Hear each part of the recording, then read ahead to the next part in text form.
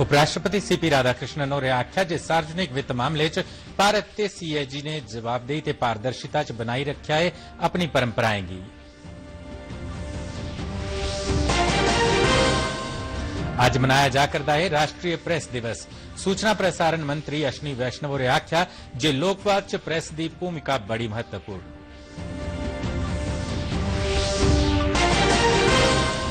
श्री गुरु तेग बहादुर दे 350वें शहीदी दिवस पर जम्मू दी नेका थारे नगर कीर्तन ते धार्मिक कार्यक्रमें दा आयोजन।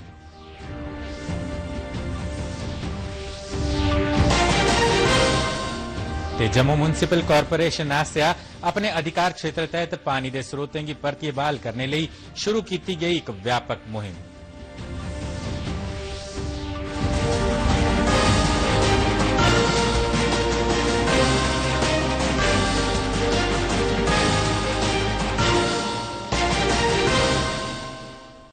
नमस्कार, मैं हरजिंदर सिंह। डोगरी खबरें दे इस अंक च तुंदा स्वागत है। तो उन पेश न खबरां विस्तार कन्नै।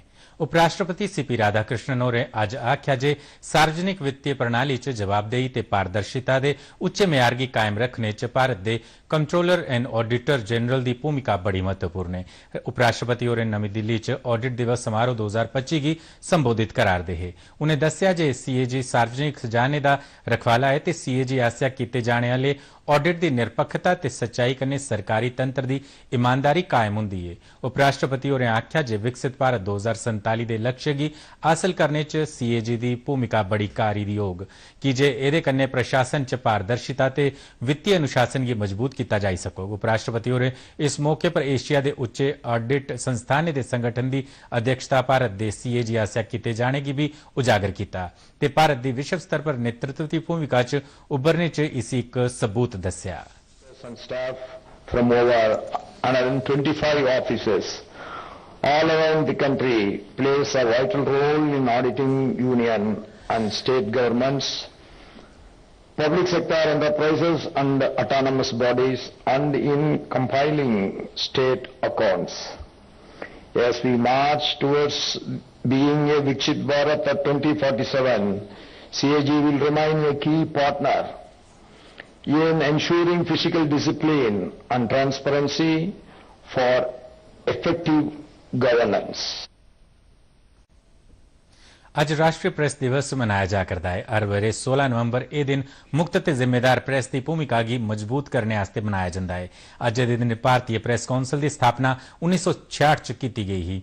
भारतीय प्रेस कौंसल ने पत्रकारिता के उच्चे म्यार की बनाई रखने ते प्रेस की बैरूनी प्रभाव ते चुनौतियों थमां बचाने के मकसद कन्नै काम करना शुरू किया। ऐकती प्रेस दिवस पर लक्ष्य तय किया जा करदा है जे दिन ब दिन बधारदे दुष्प्रचार ते चलदे प्रेस की विश्वसनीयता की बचाया जा ते सटीक ते सच्ची रिपोर्टिंग की उजागर किया जा।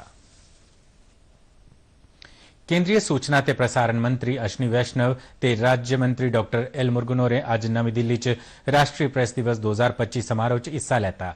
भारतीय प्रेस कौंसल दियां अध्यक्ष न्यायमूर्ति रंजना प्रकाश देसाई होरें भी समारोह च शिरकत की। मीडिया कन्नै गल करदे होए श्री वैष्णव होरें आख्या जे साढ़े लोकतंत्र च प्रेस की भूमिका बड़ी महत्वपूर्ण है। उन्हें दस्सिया जे राष्ट्रीय प्रेस दिवस पर एक व्याख्यान का आयोजन किया गया जिहदे राहें दुष्प्रचार की रोकने ते प्रेस की विश्वसनीयता की मजबूत करने बारे दस्सिया गया। केंद्रीय मंत्री होरें सबने प्रेस ते मीडिया कर्मियों की इस दिन दियां शुभकामनां दित्तियां। एह्दे शा पैहले पीसीआई प्रधान रंजना प्रकाश देसाई होरें दस्सिया जे भारतीय प्रेस कौंसल ने एक निरपक्ष प्रेस की यकीनी बनाने के मकसद कन्नै अज्जै दे इस दिन शुरुआत की ही।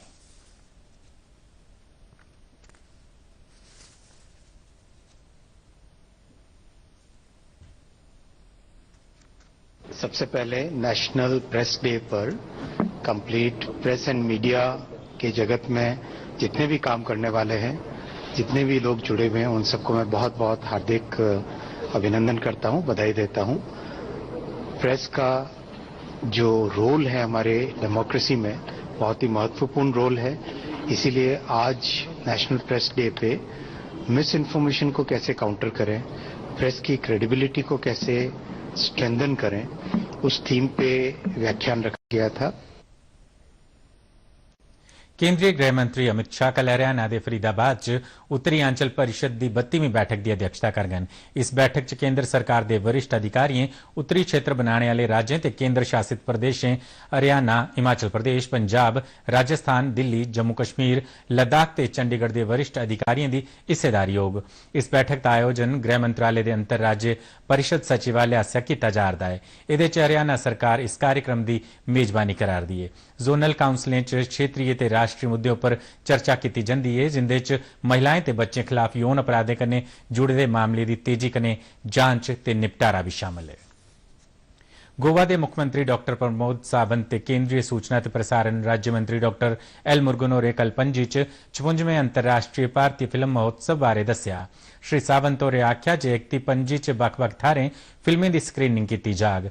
20 नवंबर की दोपहरी 3:30 बजे एक शानदार परेड कड्डी जाग, जेड़ी एंटरटेनमेंट सोसाइटी ऑफ गोवा के दफ्तर थमां शुरू होइए कला अकादमी च संपन्न होग। फिल्म महोत्सव च औने आले डेलीगेटें की सहूलत आस्ते मुख्यमंत्री होरें मुफ्त ट्रांसपोर्टेशन प्रबंध की घोषणा की। उन्हें मीरामार बीच, रविंद्र भवन मडगांव ते बागाटोर बीच पर ओपन एयर स्क्रीनिंग की भी घोषणा की। केंद्रीय मंत्री मुरुगन होरें दस्सिया जे फिल्म महोत्सव च 84 देशों की 270 फिल्में की स्क्रीनिंग की जाग। प्रधानमंत्री नरेंद्र मोदी उनके नारी शक्ति पर ध्यान केंद्रित कराने का चेता कराउंदे होई केंद्रीय मंत्री होरें दस्सिया जे इस बरे दे भारतीय फिल्म महोत्सव च 50 थमां वध फिल्म महिला निर्देशकें दियां होंगन। नवी दिल्ली च यमुना स्पोर्ट्स कॉम्पलैक्स थमां अज्ज बडलै कॉरपोरेट मामले के राज्य मंत्री हर्ष मल्होत्रा होरें नमो रन गी झंडी दस्सिए रवाना किया। यह आयोजन संसद खेल महोत्सव 2025 के एक हिस्से के तौर पर मनाया गया ते इहदे च 6000 थमां मते लोकें हिस्सा लैता। रेल ट्रांसपोर्ट ते राजमार्गें दे मंत्रालय दस्सिया जे नमो रन गी सड़क सुरक्षा, फिटनेस ते युवा सक्रियता की भावना कन्नै करवाया गया। श्री मल्होत्रा होरें इस मौके पर आख्या जे इस आयोजन राहें सरकार आस्सेआ सड़कों पर जिम्मेदारी वाला रवैया बरते जाने ते सबने युवा वर्गें लई शारीरिक सक्रियता की बढ़ावा देने ते निश्चय का पता चलता है। उन्हें आख्या जे नमो रन च स्कूलें के विद्यार्थियों थमां लेइयै बुजुर्गें हिस्सा लैता, जिथों सड़क सुरक्षा ते सेहतमंद जीवन वक्खी लोकें की जागरूकता का पता लगता है।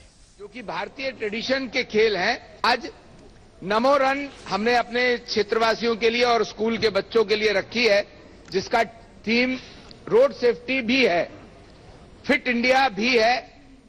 और श्री गुरु तेग बहादुर जी के 350वें शहीदी दिवस के सिलसिले च जम्मू के डिग्यान आश्रम थमां श्रोमणी गुरुद्वारा प्रबंधक कमेटी आस्सेआ कल नगर कीर्तन का आयोजन किया गया। इहदे च हजारे बद्धी संगत शामिल हुई, जेड़ी नगर कीर्तन करदी जा करदी ही। यह नगर कीर्तन आश्रम च पुज्जिए संपन्न हुआ।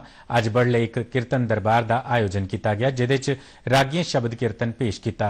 इस मौके पर उपराज्यपाल मनोज सिन्हा होरें भी आइए मत्था टेकिया ते जगत के भले लई अरदास की। बहुत ही निगर सदन कमेटी सिख पंथ की सर्वोच्च संस्था सानू जी साहब दी ते नाल एक विशेष नगर कीर्तन विशेष किस लिए तरनजीत सिंह जी टोनी जी उनसे गुरुओं की विशेष कृपा मानता हूं और इसलिए आज मैं सभी 10 गुरुओं के चरणों में शीश झुकाकर उन्हें नमन करता हूं।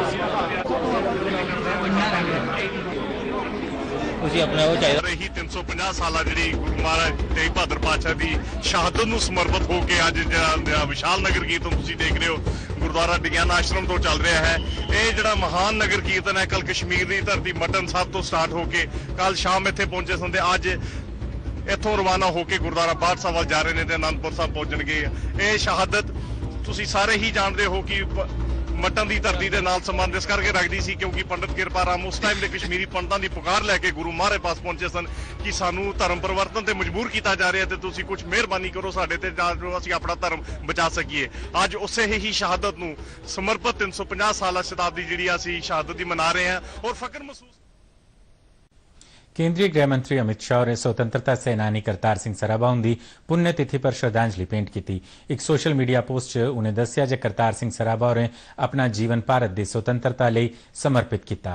गदर पार्टी राय उन्हें विदेशों च रवा रदे भारतीयों की स्वतंत्रता संग्राम लई काम करने आस्ते प्रेरणा दी। श्री शाह होरें अगे आख्या जे करतार सिंह सराभा उनके बलिदान कन्नै स्वतंत्रता अंदोलन की मजबूती थ्होई ते भविक्ख च सभनें देशभक्तें की मातृभूमि लई समर्पित रौहने की प्रेरणा स्वतंत्रता सेनानी करतार सिंह सराभा उनके थमां हासिल होंदी रहूगी। ਦਿੱਲੀ ਮੈਟਰੋ ਦੇ ਲਾਲ ਕਿਲਾ ਸਟੇਸ਼ਨ ਦੇ ਸਾਰੇ ਗੇਟ ਹੁਣ ਆਵਾਗਮਨ ਕਰਨ ਲਈ ਖੋਲ੍ਹ ਦਿੱਤੇ ਗਏ ਨੇ। ਇਸ ਤੋਂ ਪਹਿਲੇ ਇਸ ਮਹੀਨੇ ਦੀ 10 ਤਰੀਕ ਦੀ ਦਿੱਲੀ ਦੇ ਲਾਲ ਕਿਲੇ ਦੇ ਕੋਲ ਇੱਕ ਕਾਰ 'ਚ ਹੋਏ ਦੇ ਧਮਾਕੇ ਦੇ ਬਾਅਦ ਲਾਲ ਕਿਲਾ ਮੈਟਰੋ ਸਟੇਸ਼ਨ ਬੰਦ ਕਰ ਦਿੱਤਾ ਗਿਆ ਹੈ।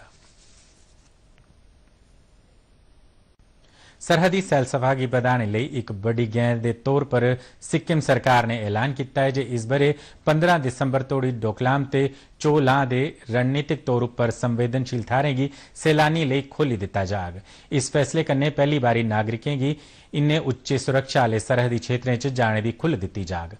पहले इस थारे का उद्घाटन 27 सितंबर की होना हा, पर प्रशासनिक ते रस्त सरबंधी रुकावटें के चलते इस योजना च चिर लगी गया। पत्रकारें कन्नै गलबात करते हुए सिक्किम के सैलसफा सरबंधी अतिरिक्त मुख सचिव CS राव होरें इस गल्ले की पुष्टि की है जे तैयारियां हुण अपने खीरी दौर च न। पहले थमां गया प्रतिबंधित इन इलाकें की खोलिए सिक्किम सरकार का मकसद है जो रोमांच ते विरासत सैलसफा की बढ़ावा देग। सिक्किम सरकार रक्षा मंत्रालय की बैटलफील्ड टूरिज्म पहलकदमी तहत चोला ते डोकलाम की खोलने की तैयारी करार दी है।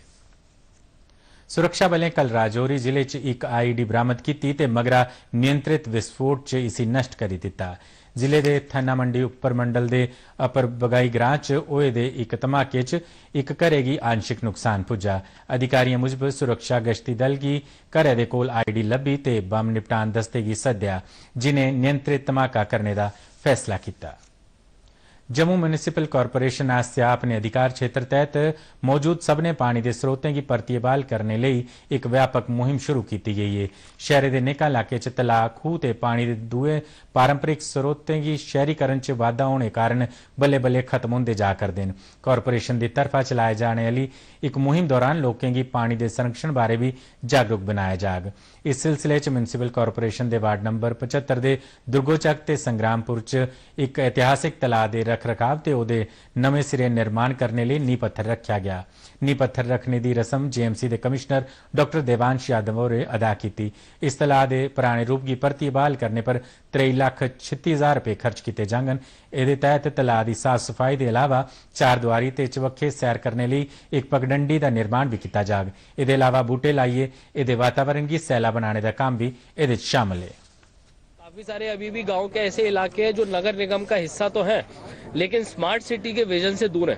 तो कैसे उनको स्मार्ट सिटी के करीब लाया जाए और कैसे दूर दराज के लोगों को भी महसूस हो कि वो भी हमारे हैं, उनकी जरूरतें भी हमारी हैं। उसी के अंडर आज हमने यहाँ पे 300 स्ट्रीट लाइट्स भी दी है। जो 300 स्ट्रीट लाइट अगले हफ्ता 10 दिन में लग जाएंगी और उसके बाद और भी जरूरत होगी तो हम ऑनरेबल MLA साहब के हाथों इनसे इनपुट। भद्रवाह कैंपस के इंस्टीट्यूट ऑफ माउंटेन इन्वायरमेंट आसिया 2 रोजा अंतर्राष्ट्रीय कॉन्फ्रेंस का आयोजन किया जा रहा है। भारत के हिमालयन पर्वत क्षेत्र के पर्यावरण ते वातावरण पर पौने वाले असर के अध्ययन पर आधारित इस कॉन्फ्रेंस च मुल्खा दे ते रूस ते जापान समेत किश होर मुल्खें थमां आए दे 70 वैज्ञानिक ते शोधकर्ता हिस्सा लै रदे न। कॉन्फ्रेंस के पहले ध्याड़े मुख परौहने ते भद्रवाह थमां विधायक दलीप सिंह परिहार होरें अपने संबोधन च इस चाल्ली की वैश्विक कॉन्फ्रेंस के आयोजन लिए भद्रवाह कैंपस की सराहना की। उन्हें पर्यावरण के संरक्षण ते मकामी लोगों लिए समर्थन निर्माण आस्ते सरकार की प्रतिबद्धता की दोहराया। कॉन्फ्रेंस दौरान आदरयोग परौहने ते पद्मश्री सम्मानित शिवांग फुंगसुक होरें एक पत्रिका जारी करते हुए उच्चे पहाड़े पर पर्यावरण ते वातावरण संबंधी विषय पर स्वदेशी ज्ञान ते समुदायिक रूप कन्ने किए जाने वाले संरक्षण कम्मे की उजागर किया। नोट के एंड पे कि क्या क्या गवर्नमेंट इसमें जो डिजास्टर मैनेजमेंट रिस्क को कवर करने के लिए और उसके जो आफ्टर इफेक्ट्स हैं उसको कैसे मैनेज करना है उसके बारे में मैंने एक लिख के दे दिया है। भदवा कॉन्स्टिट्यूंसी की बात करो 1150 मकान जो है वो गिर चुके हैं। बहुत सारी पस्सियां आ रही हैं, जंगलों का नुकसान हो रहा है। तो इसको बचाने के लिए इनने जो सजेशन दी है इसको हम जरूर सरकार तक पहुंचाएंगे। हिमालय क्षेत्र के संवेदनशील इकोसिस्टम की सुरक्षा और टिकाऊ विकास के लिए नीतियों और रणनीतियों पर ध्यान केंद्रित करने के उद्देश्य से 2 दिवसीय अंतर्राष्ट्रीय सम्मेलन सुरक्षित हिमालय सुरक्षित भारत लक्ष्य को हासिल करने हेतु एक सकारात्मक कदम है। दूरदर्शन समाचार के लिए भद्रवाह कैंपस से ताहिर नदीम खानी सुबजई। स्वरोजगार की बढ़ावा देने ते बेरोजगारी पर रोकथाम लाने के मकसद कन्ने कई सरकारी स्कीमें की जम्मू कश्मीर च शुरू किया गया है। खादी ते ग्रामोद्योग बोर्ड आसिया प्रधानमंत्री रोजगार सृजन कार्यक्रम ते ग्रामीण रोजगार सृजन कार्यक्रम शुरू किए गए हैं जिंदे राहें नौजवानों की नौकरियां तुपने की थार नौकरियां पैदा करने वाला बनाने का मौका थोआ करता है।